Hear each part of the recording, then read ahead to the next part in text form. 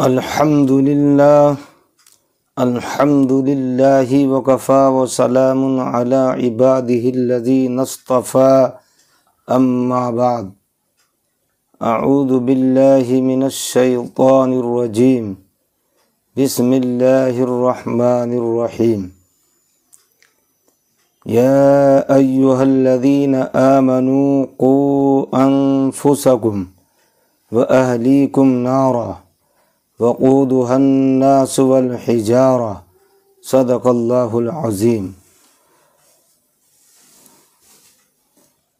میں نے خطبہ مسنونہ کے بعد قرآن مقدس کی ایک چھوٹی سی آیت سورہ تحریم کی ایک چھوٹی سی آیت تلاوت کی ہے، اور اس آیت کریمہ کے ذیل میں اس کی روشنی میں چند باتیں اور چند معروضات پیش کرنی ہیں۔ اللہ تبارک و تعالی ہم سب کو اس پر عمل کرنے کی توفیق عطا فرمائے۔ رب العالمین نے قرآن حکیم کے اندر جو یہ ارشاد فرمایا یا ایھا الذین آمنوا قوا انفسکم، تو اس آیت مبارکہ سے اللہ تبارک و تعالیٰ نے یہ واضح حکم فرمایا کہ ہم سب کو چاہیے، جتنے بھی ایمان والے ہیں، کہ وہ اپنے آپ کو اور اپنی اولاد کو، اہل کو، سب کو دوزخ کی آگ سے بچائیں، چونکہ دوزخ کی جو آگ ہے اللہ تبارک و تعالیٰ نے اس کا ایندھن پتھروں کو اور نافرمان بندوں کو بنایا ہے۔ تو اس سے واضح طور پر یہ معلوم ہوتا ہے کہ ہمیں اپنی اولاد کو، اپنے بچوں کو ہمیں چاہیے کہ انہیں دین سکھائیں اور ان کی اچھی تربیت کی جائے، بچپن کے زمانے سے ہی ان کی تربیت اس انداز سے کی جائے تاکہ وہ بچے مستقبل میں اس قوم کے معمار بنیں، چونکہ یہ بچے قوم کی امانت ہیں اور مستقبل میں قوم کے معمار بنیں گے۔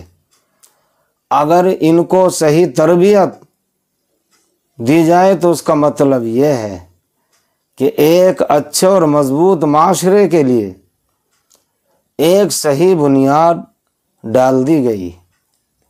بچوں کی اچھی تربیت سے ایک مثالی معاشرہ اور قوم وجود میں آتی ہے، بہترین معاشرہ وجود میں آتا ہے۔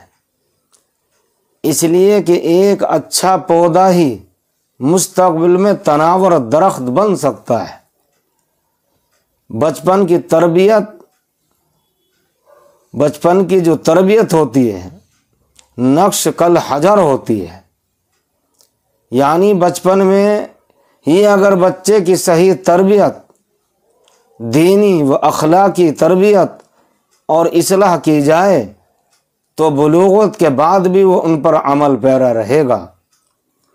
اس کے برخلاف اگر درست طریقے سے اس کی تربیت نہ کی گئی، اچھے انداز میں اگر بچے کی تربیت نہ کی گئی تو بلوغت کے بعد اس سے بھلائی کی زیادہ توقع نہیں کی جا سکتی۔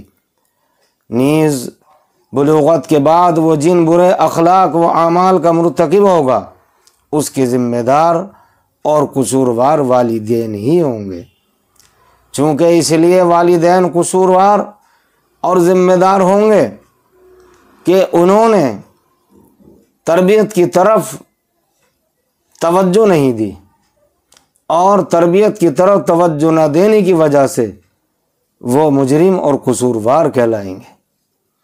جنہوں نے ابتدا سے ہی مطلب یہ نکلتا ہے کہ جنہوں نے ابتدا سے ہی ان کی صحیح رہنمائی نہیں کی ہوگی، نیز اپنی اولاد کی اچھی اور دینی تربیت دنیا میں والدین کے لیے نیک نامی کا باعث اور آخرت میں کامیابی کا سبب ہے، جبکہ نافرمان وہ بے تربیت اولاد دنیا میں بھی والدین کے لیے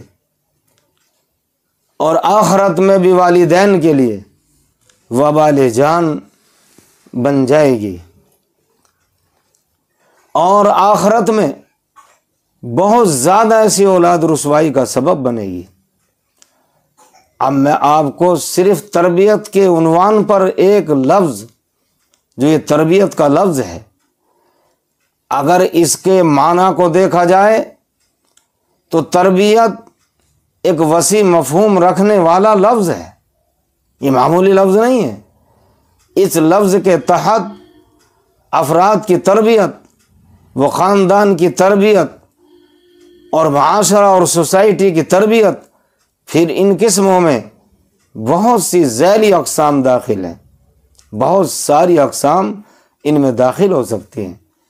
ان سب اقسام کی تربیت کا اصل مقصد اور غرض و غایت عمدہ، پاکیزہ، با اخلاق اور پاک کردار معاشرہ کا قیام عمل میں آنا ہے۔ تربیت اولاد بھی انہی اقسام میں سے ایک اہم قسم اور شاخ ہے۔ آسان لفظ میں تربیت کی تعریف یوں کی جا سکتی ہے، جو لفظ ایک آسان ہے تو آسان لفظ میں اگر تربیت کی تعریف کی جائے تو یوں کی جا سکتی ہے کہ برے اخلاق و عادات اور غلط ماحول کو اچھے اخلاق و عادات اور ایک صالح اور پاکیزہ ماحول سے تبدیل کرنے کا نام تربیت ہے۔ تربیت کی دو قسمیں ہیں۔ تربیت دو قسم کی ہوتی ہے۔ نمبر ایک ظاہری تربیت، نمبر دو باطنی تربیت۔ ظاہری تربیت میں اولاد کی ظاہری وضع، قطع، لباس، کھانے پینے، نشست و برخاست، میل جول اور اس کے دوست و احباب اور تعلقات و مشاغل کو نظر میں رکھنا، اس کے تعلیمی قواعد کی جانکاری و بلوغت کے بعد ان کے ذریعہ معاش وغیرہ کی نگرانی وغیرہ امور شامل ہیں۔ سب کے سب یہ تمام امور اولاد کی ظاہری تربیت میں داخل ہو جاتے ہیں، اور باطنی تربیت سے مراد ان کا عقیدے اور اخلاق و اصلاح کی درستگی ہے۔ اولاد کی ظاہری و باطنی دونوں قسم کی تربیت والدین کے ذمہ فرض ہے۔ ماں باپ کے دل میں اپنی اولاد کے لیے بے حد رحمت، وہ شفقت کا فطری جذبہ اور احساس پایا جاتا ہے۔ یہی پدری و مادری فطری جذبات وہ احساسات ہی ہیں جو بچوں کی دیکھ بھال، تربیت اور ان کی ضروریات کی کفالت پر انہیں ابھارتے ہیں۔ ماں باپ کے دل میں یہ جذبات راسخ ہوں، تمام ماں باپ کے دل میں یہ جذبات راسخ ہوں اور ساتھ ساتھ اپنی دینی ذمہ داریوں کا بھی احساس ہو، تو وہ اپنے فرائض اور ذمہ داریاں احسن طریقے سے اخلاص کے ساتھ پوری کر سکتے ہیں والدین۔ قرآن مجید اور احادیث نبویہ میں اولاد کی تربیت کے بارے میں واضح ارشادات موجود ہیں۔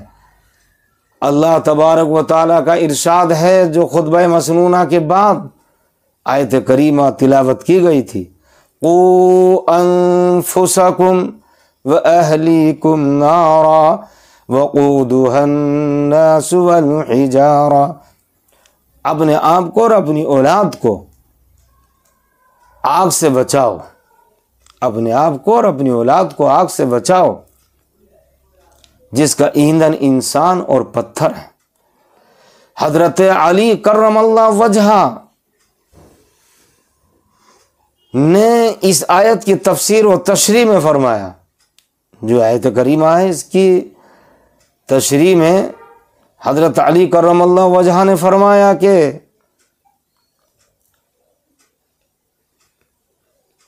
ان اپنی اولاد کو تعلیم دو اور ان کو ادب سکھاؤ، یعنی اپنی اولاد کو تعلیم دو اور ادب سکھاؤ۔ فقہاء کرام نے لکھا ہے کہ ہر شخص پر فرض ہے کہ اپنے بیوی بچوں کو فرائض شرعیہ اور حلال حرام کے احکام کی تعلیم دے۔ ہر ماں باپ پر یہ فرض ہے کہ اپنے بچوں کو شریعت کے احکام یعنی حلال اور حرام کے احکام کی تعلیم ضرور دیں اور اس پر عمل کرانے کے لیے کوشش کریں۔ اولاد کی تربیت کی اہمیت کا اندازہ ان احادیث سے بھی ہوتا ہے۔ آپ صلی اللہ علیہ وسلم کا ارشاد ہے، بخاری شریف کی روایت ہے، کوئی باپ اپنی اولاد کو اس سے بہتر عطیہ نہیں دے سکتا کہ اس کو اچھے آداب سکھائے، یعنی اچھی تربیت کرنا اور اچھے آداب سکھانا اولاد کے لیے سب سے بہترین عطیہ ہے۔ اور دوسری روایت ہے، حضرت ابن عباس رضی اللہ تعالی عنہ سے روایت ہے کہ صحابہ کرام نے عرض کیا کہ یا رسول اللہ صلی اللہ علیہ وسلم، والدین کے حقوق تو ہم نے جان لیا، اولاد کے کیا حقوق ہیں؟ تو آپ صلی اللہ علیہ وسلم نے فرمایا وہ یہ ہے کہ اس کا نام اچھا رکھے اور اس کی اچھی تربیت کرے، اپنی اولاد کی اس کا نام اچھا رکھے اور اس کی تربیت اچھے طریقے پر کرے۔ یہ والدین کے اوپر لازم ہے اور ضروری ہے۔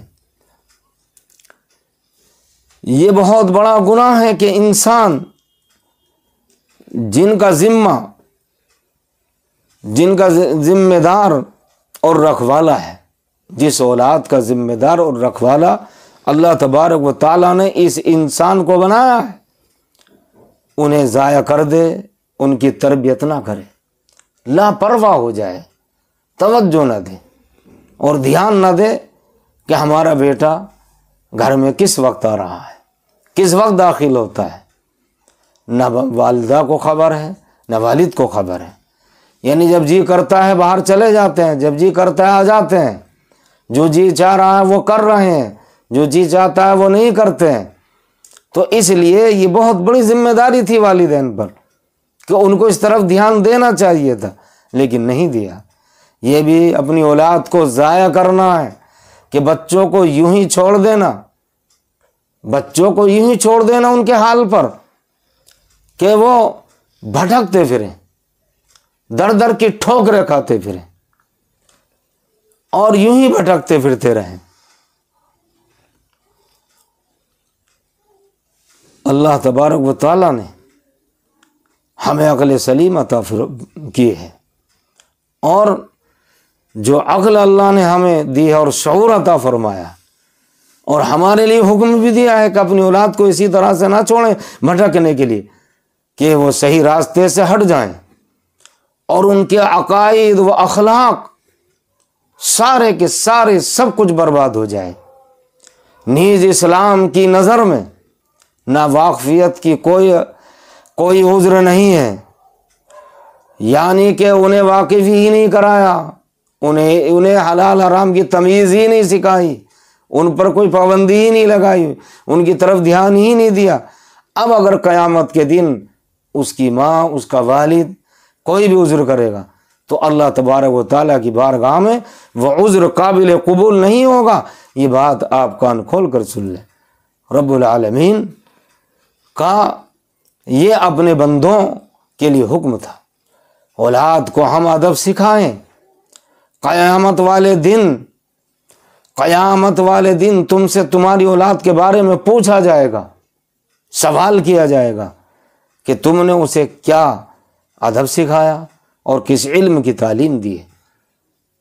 بچوں کی حوصلہ افزائی بھی ہمیں کرنی چاہیے۔ کس چیز پر کرنی چاہیے؟ بچہ نرم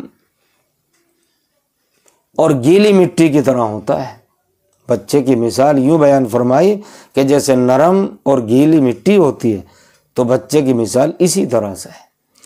اور ہم یوں بھی کہہ دیا کرتے ہیں، ایک مثال یوں بھی دی جاتی ہے کہ بچہ ایک صاف شفاف تختی کی مانند ہوتا ہے کہ جو بھی اس پر لکھ دیا جائے وہ لکھا جاتا ہے، ٹیپ ریکارڈ کی مانند ہوتا ہے۔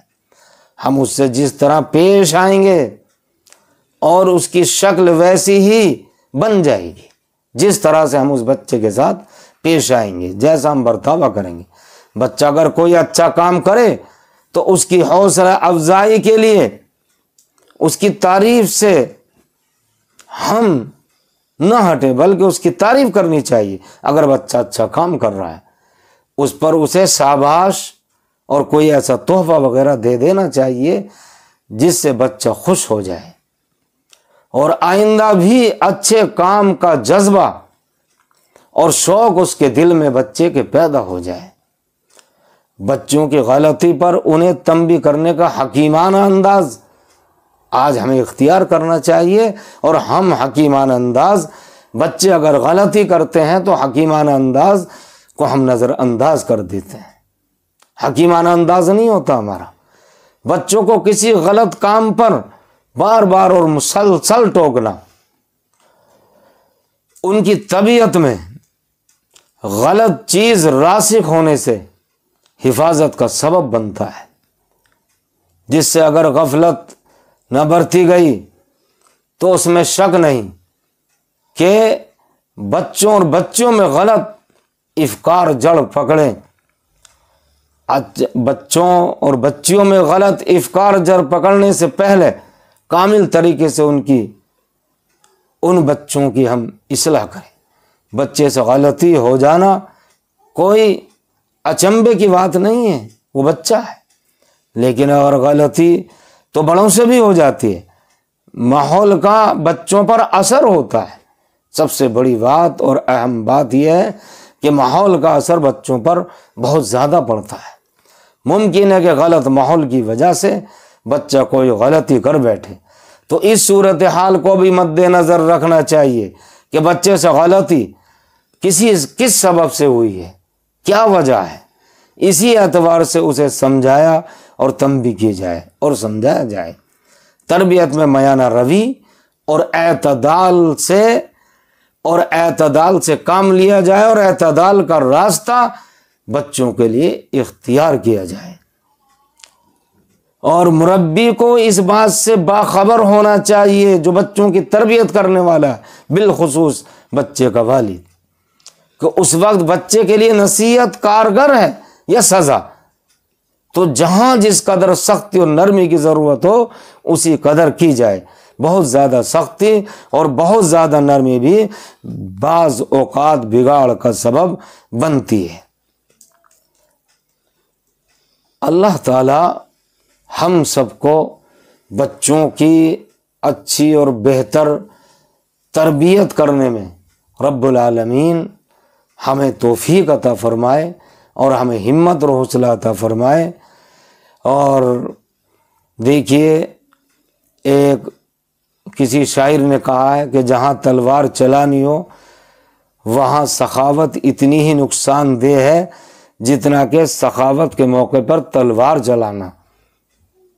تربیت میں تدریجی انداز اختیار کرنا چاہیے، اور ہمیں اپنے بچوں کی اچھی تربیت کریں، غلط ماحول سے بچائیں اور غلط سوسائٹی سے بچائیں، چونکہ غلط ماحول کا اثر بچوں پر بہت جلدی پڑتا ہے اور بچے اس کو قبول کر لیتے ہیں۔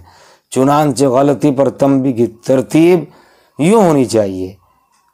بس اتنی سی بات اور عرض کر رہا ہوں، اس کو ہم اچھے طریقے سے سمجھ لیں۔ نمبر 1، بچے کو سمجھانا چاہیے۔ نمبر 2، ڈانٹ ڈپٹ کرنا۔ نمبر 3، مار کے علاوہ کوئی سزا دینا۔